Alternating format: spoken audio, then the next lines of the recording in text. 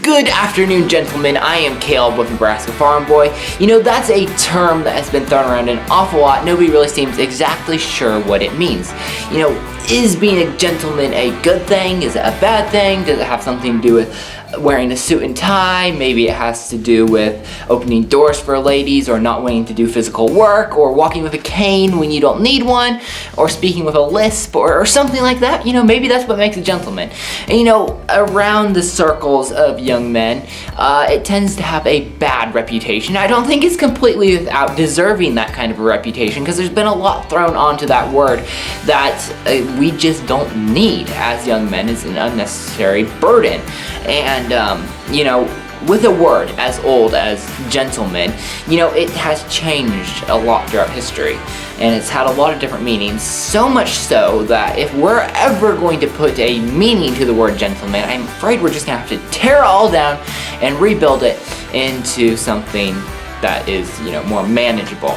So that's what I'm going to try to do. First, I want to talk about some unnecessary ideas that have been attached to the word gentleman. Then I want to get into the gentlemanliness that we want to actually have to be a character quality of ours. Now, the first idea I want to address that I think has been tacked onto this whole being a gentleman thing is the idea of a gentleman doesn't do hard physical work. And you know, for some reason, working an office job is much more gentlemanly than, you know, working construction or a farmer or anything like that, where you actually do physical work, do stuff that men were actually meant to do. And I think that's, you know, if that's part of being a gentleman, then let me not be a gentleman. So I think that's something that we need to get rid of if we want to decide whether we should be a gentleman or not, because we obviously don't want anything to do with that. There's no, you know, every man, regardless of his occupation, be he a doctor, lawyer, farmer, police officer, whatever, you know, he needs to do physical work. Every man needs physical work. Every man needs a hard task to do every now and then.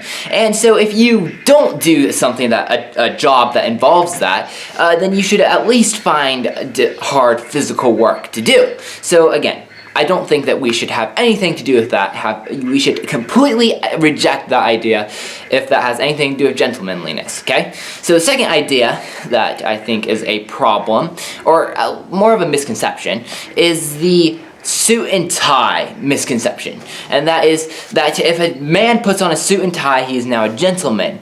Now, here's the thing. No matter what kind of wrapping paper you put onto a man, he's still the same man underneath regardless. So, you know, whether he looks nice on the outside, he's still the same man. You know, plenty of serial killers went around in suits and ties, or still do to this day. You know, it has nothing to do with anything, really. You know, putting on the suit and tie doesn't make you a gentleman. You know, I will freely admit I'm not a fan of suits and ties. You know, you may have guessed that already. But I'm also not totally against suits and ties. I think that there is a time and a place. You should dress appropriately for the occasion. And I'm sorry, I've got ducks that are terribly annoying. I'm gonna go get rid of them for a second.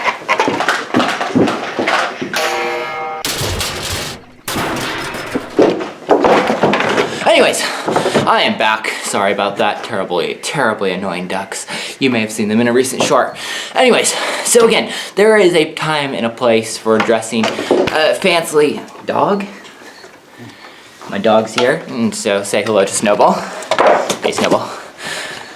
Anyways, there is a time and a place for dressing appropriately. Well, you should always dress appropriately. And there's a time and place for suits and ties. I just really try to avoid those times and places.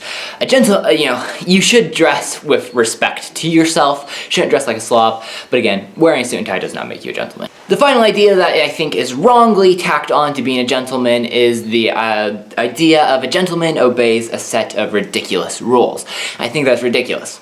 I just repeated myself. Cool. So essentially, you know, it's kind of, it's almost cliche to say, because it's like, there's been so many handbooks written for the gentleman, so many lists of rules written for the gentleman, so many different manners and ways that a gentleman should be, and it really just It just doesn't work.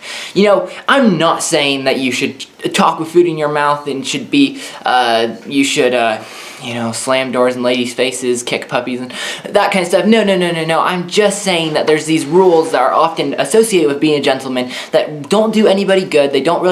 They aren't there to put other people at ease. They aren't there to serve people. They're just kind of an outward show. I think they're ridiculous. One of those areas, and this is going to sound really bad because I should be one of the chief supporters of this, and one of those areas that I disagree with, would be like walking street side of a lady. So essentially, for those of you who aren't familiar with the term, it's where if you're walking down a sidewalk with a lady and there's a street on the one side, you walk on the side of the street, and I guess the reason for that, it probably started from someone who just wasn't very tactically astute, and they figured that if somebody's going crazy in a car, they jump the curve, you're going to be the one who takes the hit. That's not going to work. It only is like this appearance of being a protector. It's ridiculous. It's like when I'm walking with a lady, I'm going to be wherever I feel like I'm the most tactically able to protect her. So generally speaking, I'm actually not going to let her walk on the building side of the sidewalk because that's where the dark alleys and the doorways and all that stuff is. I don't want her walking there. I'd want her walking, next to a street, though if there's a car coming up slow, switch around to the street side, and anyways, I'm gonna get to this shortly, but a gentleman must be practical. Alright, so that leads into my idea of what a gentleman actually should be. And first off, I think that the one quality that the word gentleman captures very well is the idea of respect. A gentleman is respectful. He's respectful towards his elders, towards his parents, towards those who are, older than him, those in authority, veterans, and stuff like that. He's very, very respectful to those kinds of people. And he is respectful to them because it's the right thing to do, even if he may disagree with them. It does not mean that he disagrees with them, that he always agrees with these people, or he, thinks that all these people are great people. He's respectful towards them because it's the right thing to do. And he acknowledges that, again, wisdom comes with age, that these people deserve his respect. He acknowledges that. And the same goes for ladies. The gentleman is respectful of ladies. He is respectful in how he acts around them, how he talks to them, how he relates to them. Very respectful in those areas. And he's also very respectful towards the God who created him, because, some of you will disagree, and that's fine, but it's my belief that if you're going to have a set of values, and being a gentleman is essentially a set of values, okay? If you're going to have a set of values, you got to have an absolute for those values, okay? And for me, the absolute is the God of the universe, the God who created me. I think that his set of moral laws that he revealed in his holy scriptures is a very good source of absolute truth. Now, if you reject that, then you have a little bit of a problem there, because you're going to have a hard time having an absolute. Essentially, you're the absolute, and if you're the absolute, how are you going to ever get better than yourself, because you are the absolute truth? It just becomes a whole mess. So again, I don't think it's possible to be the truest of true gentlemen and not respect your creator. And that's, again, my personal opinion, and I think it's the truth, okay? The second idea that a gentleman portrays is, again, he is practical. The gentleman is not going to just obey a set of rules to please other people. He's going to be a gentleman in a very practical sense. He's going to be the one who, does things to help people, to serve people. He takes on hard tasks and he does them with purpose. He does them, with all of his heart. The gentleman is practical. He's not going to just be a show, put on an outward show for other people. And I guess that's kind of what I was getting at in all of my first, problems I had with the ideas that were attached to gentlemanliness, which is not a word. But I think it's like a really great improvement over like gentleman characteristics. I like the word gentlemanliness. I think that's an awesome word. So, again, the problem that's attached to gentlemanliness is that it's an outward show. It's not. A gentleman has to be an inward thing. It has to be something that he does on a very practical, basic level, all right? The final attribute of a true gentleman, I believe, is he has self-respect. He takes himself seriously. Okay, so basically, he's not going to stoop to low-down, degrading practices. He's going to be strictly honest, have integrity. He's going to, stand for the truth. He's not going to let other people push him around. He's not going to be cave in on his values because someone gets offended by them. The gentleman, the true gentleman, is going to be, he's going to have respect for himself, enough respect that he's not going to degrade himself. Now, what I'm not trying to say there is that he never has fun, he never jokes, or, he doesn't have a sense of humor. Again, that I don't believe that. That'd be ridiculous. If that's part of being a gentleman, again, let me not be a gentleman. Okay, so, humor is a good thing, but again, if he's constantly making a joke of himself, he's certainly not a gentleman, certainly not a man in general, and, he's not going to live a meaningful life, not going to actually live a life worth dying for. So again, a young gentleman is going to take himself seriously. And I guess another caveat from that would be, what I also don't mean is he's not going to press down on other people that, that they need to take him seriously, okay?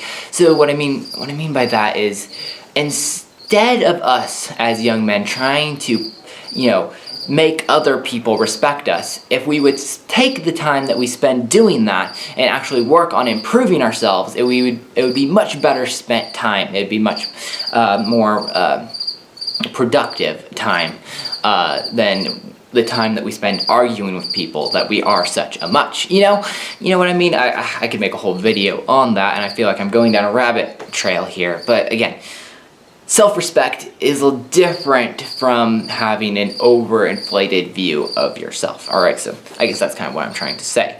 So to finally answer the question I posed in the title, should you be a gentleman? Yes, you should be a gentleman, but you need to take that with the caveat of you do not need all this extra baggage that's been thrown on to the idea of being a gentleman. In fact, you're never going to be a true gentleman if you take that bait, you take that baggage, and you try to take it with you. It's going to pull you down. It's not going to help you in living a life that's actually worth dying for.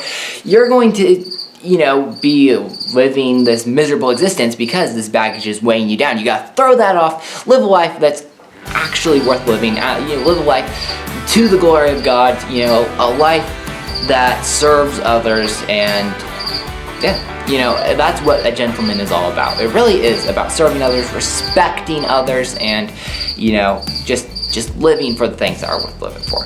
So, without any further ado, again, I am Caleb with Nebraska Farm Boy. Hope that this was somewhat inspiring, if not educational, for you, and we will see you next time. I'm gonna have to make some duck dinner.